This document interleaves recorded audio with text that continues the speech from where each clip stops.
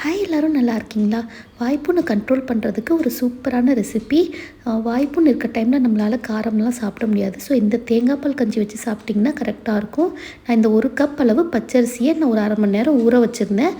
தண்ணியை வடிச்சிட்டு அது குக்கரில் சேர்த்துக்கங்க. இது வந்து காரமே இருக்காது. ஒரு 10 பல் பூண்டு, அதுக்கப்புறம் 1 டீஸ்பூன் வெந்தயம், இது எல்லாத்தையும் சேர்த்துட்டு அதுக்கப்புறம் தேங்காய் பால் வந்து திக்கான தேங்காய் பால் எடுத்து தனியாக வச்சுருங்க. ஃபஸ்ட்டு தேங்காய் பால், 2வது தேங்காய் பாலும் 3வது தேங்காய் பாலும் எடுத்துக்கிட்டு அதை வந்து மெஷர் பண்ணிக்கணும். அதில் 2 கப் மட்டும் ஊற்றணும். அதுக்கப்புறம் 2 கப் தண்ணி ஊற்றிக்கணும். ஃபஸ்ட்டாக திக்காக எடுக்கிற தேங்காய் பால் வந்து இப்போ கலக்கக்கூடாது, அதை தனியாக எடுத்து வச்சுருங்க. அதுக்கப்புறம் இதெல்லாம் ஊற்றிட்டு இதுக்கு தேவையான அளவு உப்பு, இந்த சாதத்துக்கு தேவையான அளவு உப்பு சேர்த்துட்டு குக்கரை க்ளோஸ் பண்ணிவிட்டு சிம்மில் ஒரு 3லேருந்து 4 விசில் வரைக்கும் விட்டுருங்க.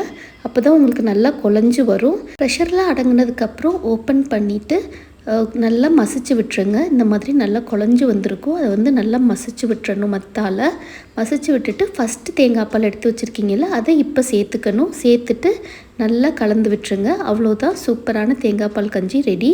இது வாய்ப்புண்ணுக்கு ரொம்பவே நல்லது. இது சாப்பிட்டிங்கனாலே உங்களுக்கு நல்ல டிஃப்ரென்ஸ் தெரியும். ஸோ கண்டிப்பாக ட்ரை பண்ணி பாருங்கள். தேங்க்யூ.